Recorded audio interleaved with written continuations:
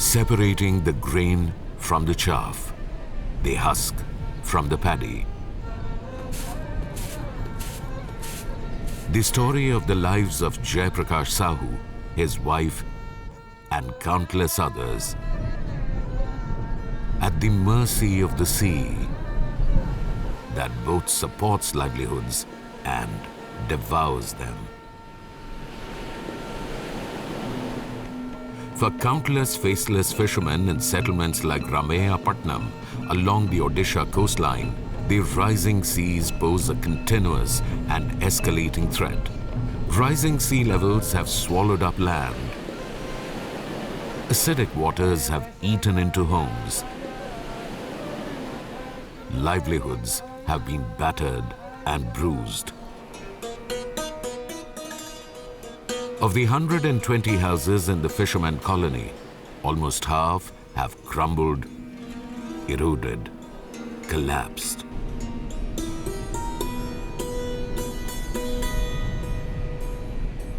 But life goes on, albeit with the fear and uncertainty.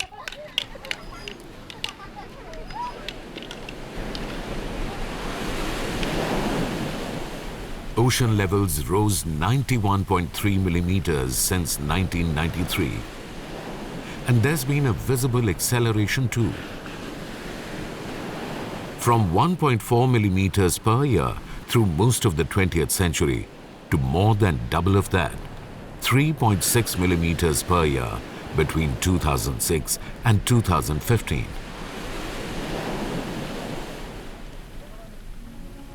And that means that the Bay of Bengal is at Kolkata's doorstep. Island bodies like Paradeep being lost forever. Already, India's eastern coastline, states along the Bay of Bengal have felt it hard. Focus on Andhra, Odisha and West Bengal that have been the victims of three very real phenomena. Due to increase in temperature, the glaciers are melting. Apart from that, the volume of due to thermal expansion also, the ocean level is rising. Because of sea level rise, the water comes into the land area and inundate many areas. Because of sea level rising, the water that is inundated, it is coming to the land to the large extent. As a result, it is very hazardous to the coastal parts. We move along the coastline to find the imprints of the rising sea levels.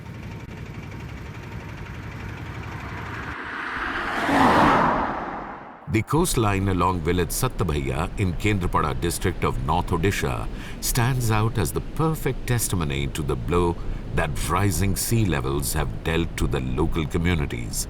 आमर जो 17 गाँ थिला 17 गाँ को नहीं कि गोटे revenue में जो पंचायत हेतिला 17 गाँव रु 500टा गाँ पूरा निश्चिन्न हो गला 1971 साइक्लोन रे जितना खेती था उधर सब चला गया सब सल्ट वाटर उधर हो गया नुना हो गया उसको आमे आ टंका पैसा कोठी आनिमु आमको पुसीब किए आम पुसिया तो कहला हला पुओ तो चली गला संसार Sattabhaiya used to stand here. It used to be a cluster of 7 villages founded by 7 brothers that gave it its name. Fishing villages with a vibrant 700-strong community, fisherfolk who were fairly well off. सेठी आम पूर्वपुरुष माने बहुत सुख स्वच्छंदरे थिले अभाव किछि जान नथिले रोग कोन जान नथिले सर सात बार जतरो थिलु हमर समुद्र खाइ नथला भल अवस्था थिलु sir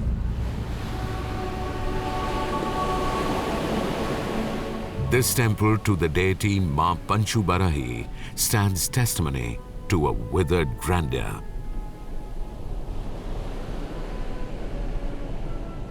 The place was abandoned completely in 2018.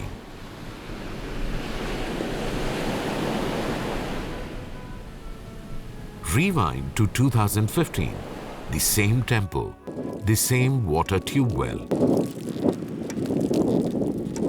The rising sea levels were but a distant threat then. 7 years is all it has taken for that to turn real.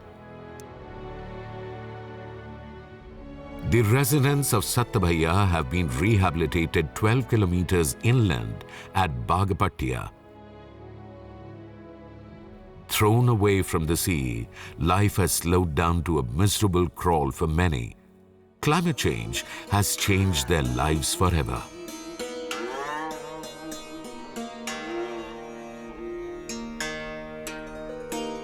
Ramayapattam is a small fishing village on Odisha-Andhra border. People here survive on modest means.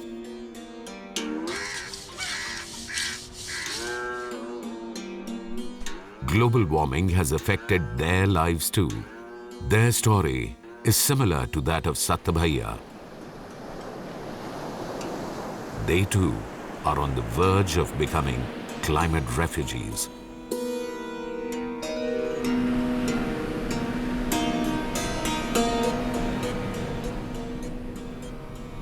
Along the coastline in district Ganjam, rising sea levels are swallowing up land. इडे तो half kilometre भांगी गला घर मन 200-300 घर पलाइला जहाँ से गाड़ वाल बांधि बोल कहते गाड़ वाल बांधि पारनी अब इडा नहीं गले और कत घंटा गाँव पलाइबे कही पारिनी 5 वर्ष आइसे देखिर फलाइसे के किछ देबनी 3टा छाया आइके समुद्र भीतर आइके फलाइला. What protects them now is only this sandbar.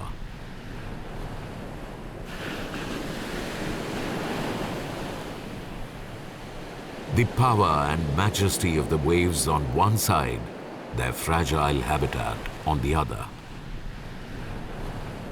A recent study by the National Centre for Coastal Research found that Odisha has lost 28% of 480 kilometers of its coastline between 1990 and 2016. Kendrapada alone has lost 31 kilometers of land. We have seen in the Odisha coast is mostly erosion. If you go to Ganjam district, Podampata area, you see visibly there is a erosion in the coast. If you look at the Satbhaya and other areas of Kahirmatha coast, very big sand dunes has been eroded in the recent past. It is a big concern. And the beach flora which binds the soil are also not being effective in controlling that. The answer ultimately perhaps lies here. In the Sundarbans of the West Bengal estuary,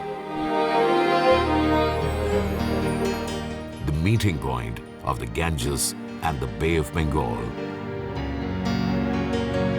This is the most dynamic mangrove ecosystem on the earth. We have 10,000 square kilometers, the largest mangrove forest, where the people are living inside. A large number of people, 4.4 million people are living inside the mangrove forest and dependent on the resources available.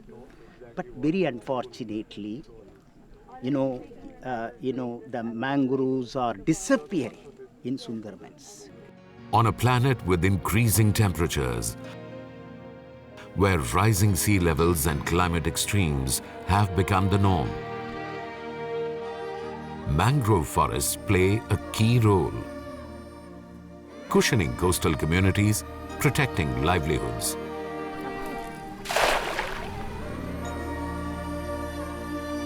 They are especially important in the GBM Delta, the confluence of the Ganga, Brahmaputra and Meghna rivers, where the sea level rise is recorded as among the fastest on the planet.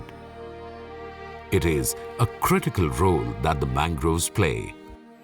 Mangrove forests planted on the periphery create a wall-like structure, dissipating winds and protecting coastal villages. Mangrove trees are both saline and sweetwater tolerant. Their roots create a solid web that the seawater cannot penetrate. The area where we have worked, we have generated a semi-restored forest. It has the embankment just beside that. And even after Amphan, even after years, that embankment is not broken out.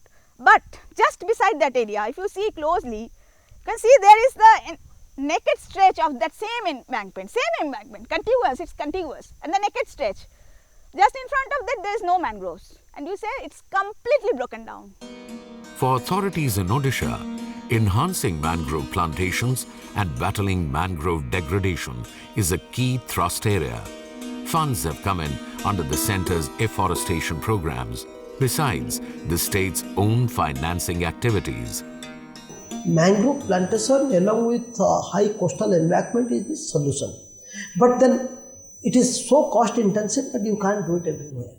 So therefore you have to also look at the indigenous practices, and you must come up with low cost interventions whereby you can minimize the sea erosion, coastal erosion.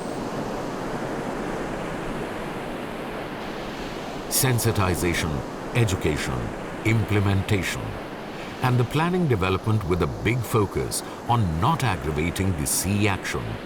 It is a constant uphill battle, yet one that we cannot afford to lose. The Odisha coastline is being devoured by the oceans, slowly but surely.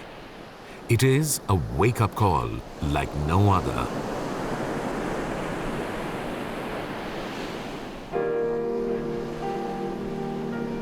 To make environment protection an agenda and an itinerary that mankind learns to live with. For creation and implementation of policies that provide sustenance against this huge challenge.